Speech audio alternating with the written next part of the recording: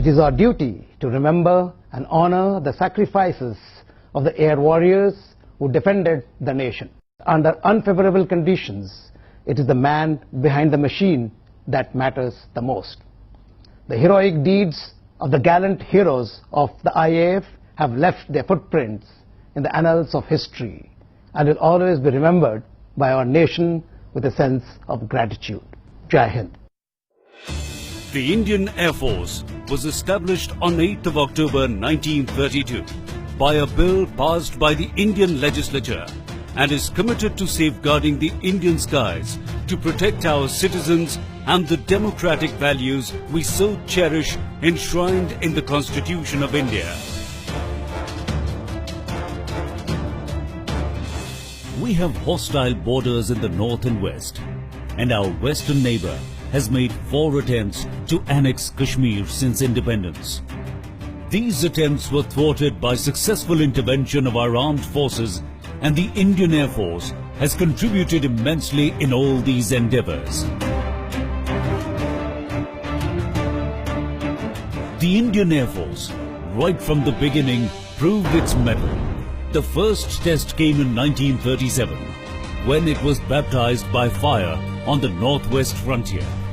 And 4 years later, it was pressed into action in the Burma campaign in World War II, where it played a major role in defeating the invincible Japanese forces. In October 1947, raiders from Pakistan launched an unprovoked assault on the state of Jammu and Kashmir.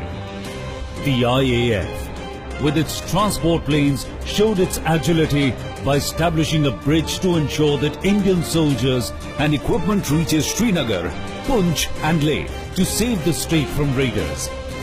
The transport planes saved the day and continue to be the backbone of the IAF even today.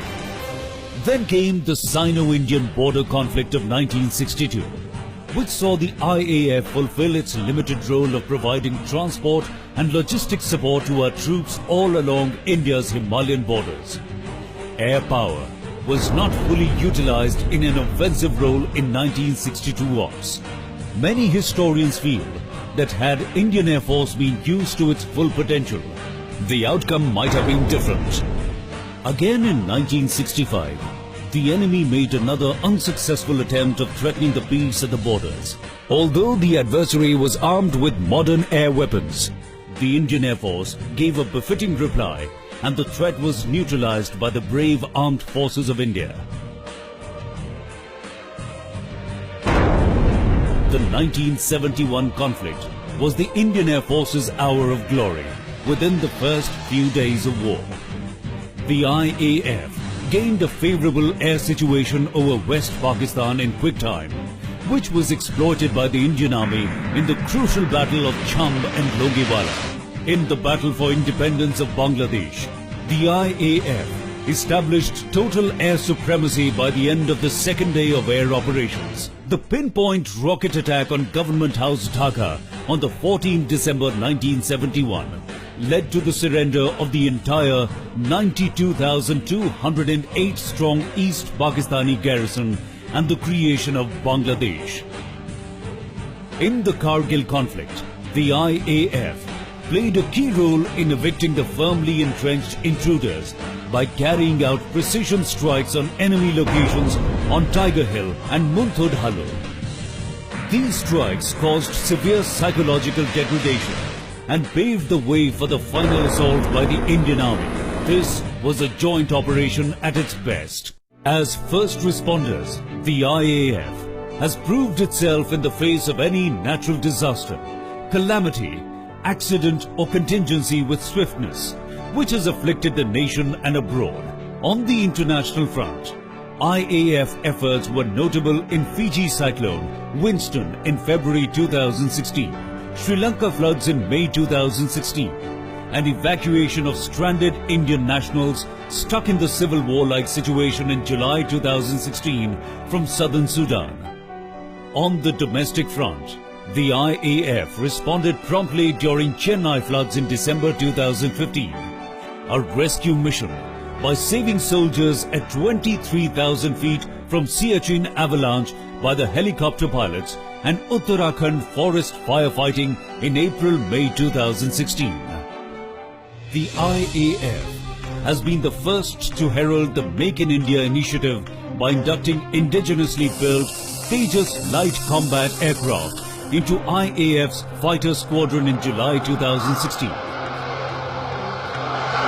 The integration of the BrahMos air-to-ground missile on the Su-30 MKI is a proud achievement of Indian scientists and defence industry. The indigenously developed long-range air-to-air Astra missile, firing by Su-30 MKI combat aircraft, is also a major step in missile aircraft integration. It has the capability to engage and destroy aerial targets with high maneuverability and supersonic speed. The indigenous light combat helicopter, being built by HAL, is armed with Helena missile, guns and rockets, and it would be a lethal platform against enemy tanks and troops. The key to build and maintain effective air power requires periodic upgradation of inventory. The modernization is being undertaken as per the roadmap enshrined in the long-term integrated perspective plan by inducting Rafale jet fighter, Chinook multi-utility helicopter and Apache attack helicopter in a phased manner. The induction of new generation combat aircraft and lethal precision weapons would provide the IAF an overwhelming offensive capability to deter and punish the enemy. To counter sub-conventional threat on our bases, the IAF has embarked on construction of integrated perimeter security system having smart fence, surveillance system, thermal cameras, motion detectors and a central command and control center. A boot camp rigorous security training course has been started recently to train young air warriors in base security. The IAF has truly progressed ahead in the Digital India campaign and has a well-established integrated materials management online system and operationalized electronic maintenance management system. Another glass ceiling was broken by paving the way for women in combat roles, and soon women pilots would be joining the fighter squadrons of the IAF. 3 women IAF officers are undergoing training on Hawk, an advanced jet trainer for a year, before they fly supersonic fighter planes.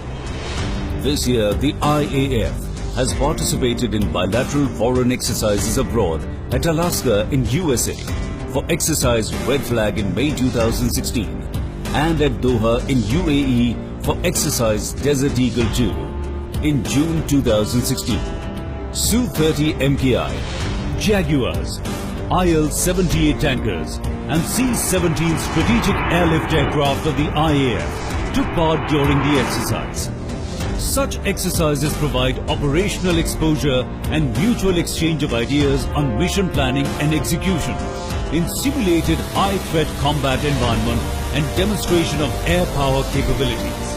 Recently, the IAF had successfully accomplished its firepower demonstration at Pokhara, showcasing capability to punish and deter. The upgraded Advanced Landing Ground ALG at Pasighat in Arunachal Pradesh was inaugurated with the landing of a frontline fighter jet Su-30 MKI, signaling reach and air dominance in the eastern sector.